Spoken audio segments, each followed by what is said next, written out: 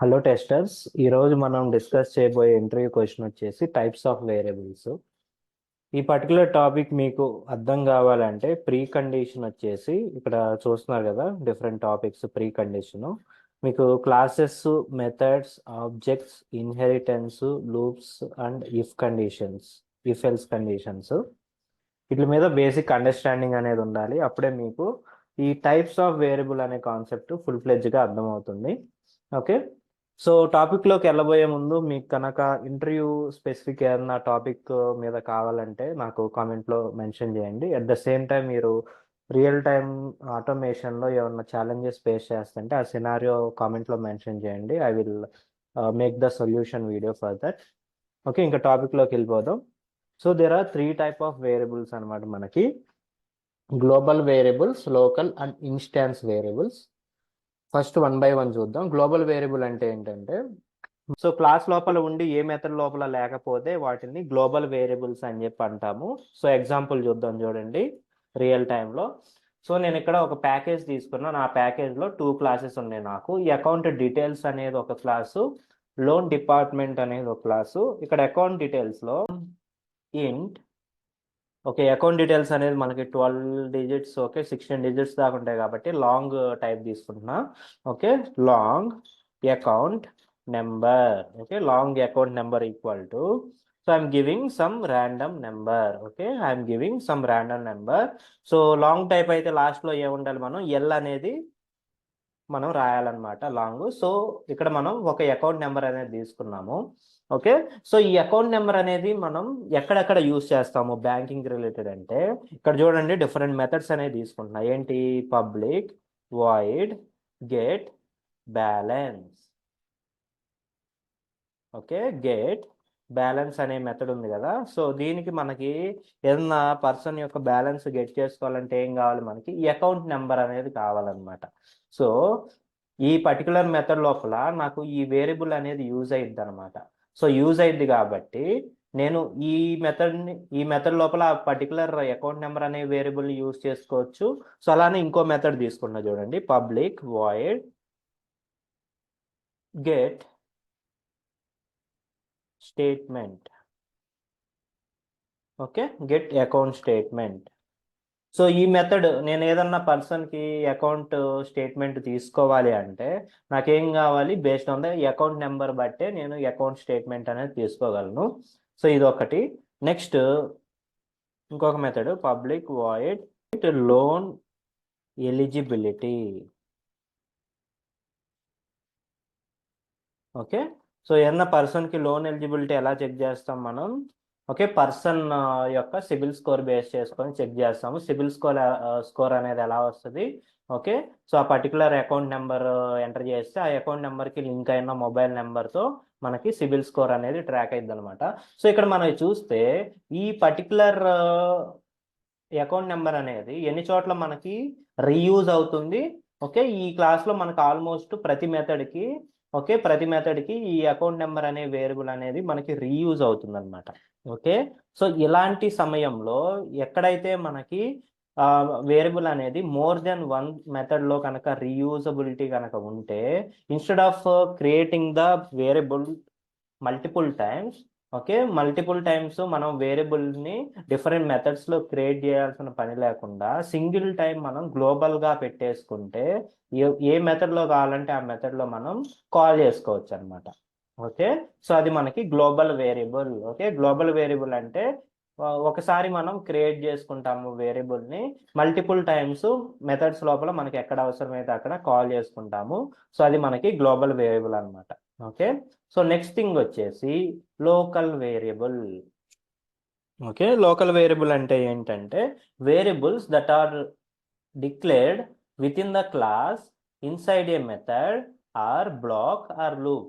Okay, ఏదైనా వేరియబుల్ని మనం ఒక మెథడ్ లోపల కానీ, ఓకే, ఒక బ్లాక్ లోపల కానీ, ఒక కండిషన్స్ లోపల కానీ మెన్షన్ చేస్తే దాన్ని మనం లోకల్ వేరియబుల్ అని చెప్పి అంటాం అనమాట. లోకల్ వేరియబుల్ అంటే ఏంటంటే మనం ఏదన్నా బ్లాక్ లోపల అలా డిఫైన్ చేసుకుంటే మనం డిఫైన్ చేసిన వేరియబుల్ అనేది యాక్సెసిబిలిటీ ఆ బ్లాక్ వరకే పరిమితం అయిపోయి ఉంటుంది. Outside of the block మనకి ఆ వేరియబుల్ అనేది అన్నోన్ అనమాట. ఓకే, సో ఇక్కడ నాకు చూడండి, ఈ లాంగ్ అకౌంట్ నెంబర్ అనేది ఇక్కడ నేను జస్ట్ అండర్స్టాండింగ్ పర్పస్ కోసం ప్రింట్ అనేది చేస్తున్నాను. Okay, system dot out dot println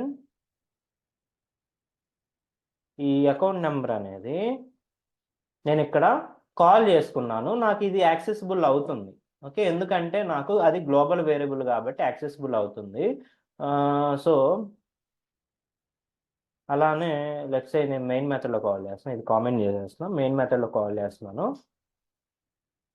ఈ స్టాటిక్ చేద్దాం, ఎందుకంటే మెయిన్ మెథడ్ స్టాటిక్ కాబట్టి స్టాటిక్ ఉండాలి. Let me run this. Okay, so ఇది నాకు ఎర్రర్ ఏం చూపించకుండా యాక్సెసిబిలిటీ అనేది అయిందనమాట. అదే నేను ఒక లోకల్ వేరియబుల్ తీసుకుంటున్నా. లోకల్ వేరియబుల్ అంటే ఏంటి? లోకల్ వేరియబుల్ అంటే మనకి present within class inside a method. Okay, class లోపల మెథడ్ లోపల ఉంటుంది అని చెప్పనమాట దాని meaning. Within a block or loop. Okay, ఇక్కడ నేను ఒక బ్లాక్ అనేది తీసుకుంటున్నా, ఏది? ఇఫ్ బ్లాక్ అనేది తీసుకున్నా ఫర్ సపోజ్. ఓకే,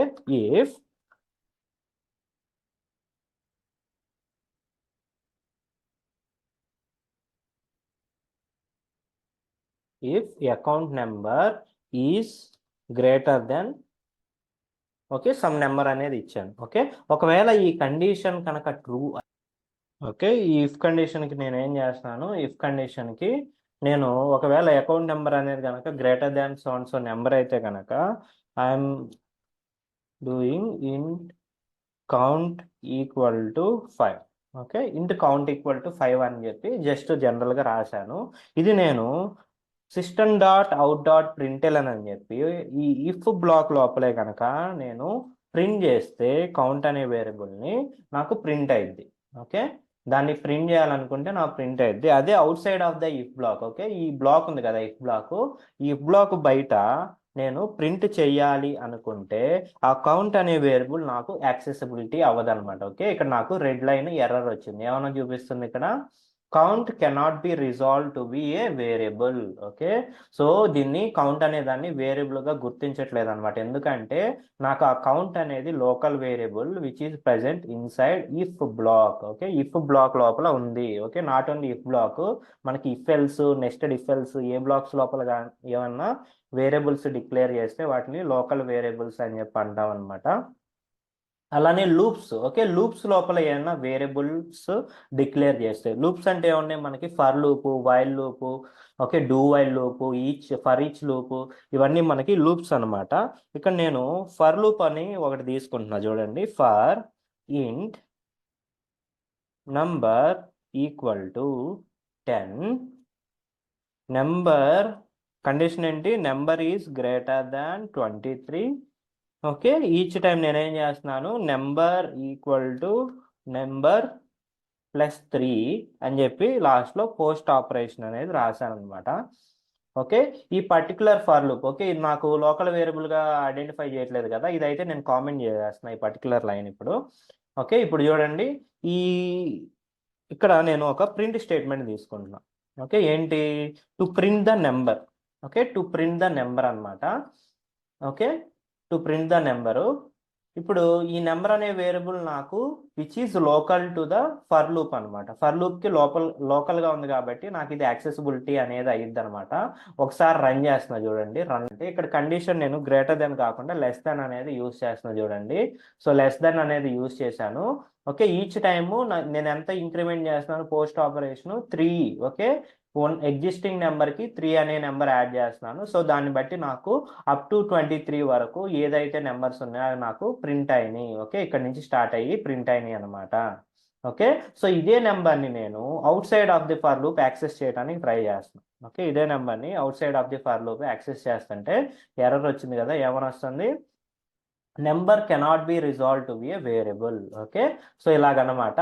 అలానే మనం ఏదన్నా వేరియబుల్ని మనం మెథడ్ లోపల డిఫైన్ చేసి వేరే మెథడ్ లోపల కాల్ చేసుకోవాలంటే అది మనకి యాక్సెసిబిలిటీ కాదనమాట. ఎందుకంటే ఆ వేరియబుల్ అనేది నాకు లోకల్ టు ద మెథడ్ అనమాట. ఓకే, లెట్స్ సే ఇంట్ base equal to 22, okay, into days equal to 22.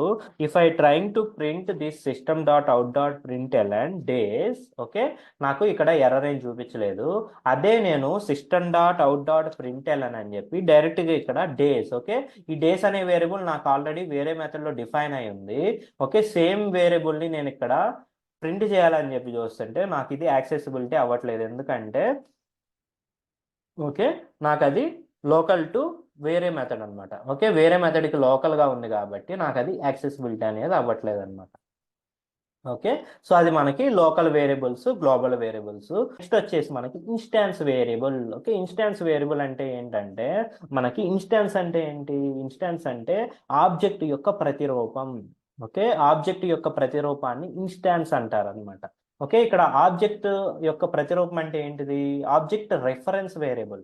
Okay, object reference variable మనకి ఆబ్జెక్ట్ యొక్క ప్రతిరూపం, దాన్ని ఇన్స్టాన్స్ వేరియబుల్ అంటారు. ఓకే, సో దీన్ని మనం డైరెక్ట్ ఏసీసీ అనే దాన్ని డైరెక్ట్ వేరియబుల్ అని చెప్పి కాల్ చేయకూడదు.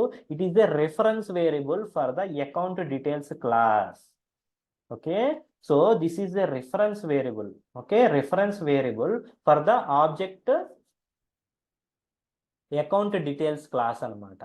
ఓకే, సో దీన్ని యూజ్ చేసుకొని మనం ఆ పర్టికులర్ అకౌంట్ డీటెయిల్స్ క్లాస్లో ఉన్న ఎనీ వేరియబుల్స్ ఆర్ మెథడ్స్ని కాల్ చేసుకోవచ్చు. ఓకే, సో ఇక్కడ చూడండి ACC dot, okay, whenever I mention ACC dot I'm able to see. Okay, ఇక్కడ నాకు ఏమేమి కనిపిస్తుంది? ఓకే, వేరియబుల్స్ కనిపిస్తున్నాయి, మెథడ్స్ కనిపిస్తున్నాయి, స్టాటిక్ కనిపిస్తున్నాయి, నాన్ స్టాటిక్ కనిపిస్తున్నాయి, అన్నీ కనిపిస్తున్నాయి. ఓకే, ఆబ్జెక్ట్ రిఫరెన్స్తో మనం ఎప్పుడైతే ఇక్కడ డాట్ పెడతామో ఇక్కడ చూడండి నాకు ఎస్ అని ఉంది. ఎస్ అంటే ఏంటి? ఆబ్జెక్ట్ రిఫరెన్స్తో మనకి static variables, non static variables, static methods, non static methods అన్ని యాక్సెస్ అనేది మనం చేసుకోవచ్చు అనమాట. Okay, this is the detailed explanation of the 3 types of variables. Okay, global, local, instance variables. Okay, so whenever the panel asks any question in this either of these questions, okay, panel ఎలా అడగొచ్చు మీకు? What is the difference between global, local and instance variable, or what are the different types of variables, లేకపోతే what is global variable, what is local variable, or what is instance variable అని చెప్పి అడగొచ్చా? అటు తిప్పి ఇటు తిప్పి ఈ questions అనేది అడుగుతూ ఉంటారు. ఏ క్వశ్చన్ ఎలా అడిగినా మన కాన్సెప్ట్లో కాన్ఫిడెంట్గా ఉంటాం కాబట్టి ఎడిదిప్పి అడిగినా కానీ మనం ఆన్సర్ చేసేలాగా ప్రిపేర్ అవ్వాలన్నమాట. సో ఈ వీడియో మీకు హెల్ప్ఫుల్ అయిందని చెప్పి అనుకుంటున్నాను. ఓకే, సో ఈ వీడియో కనుక మీకు నచ్చితే లైక్ చేసి షేర్ చేయండి. Okay, thank you so much.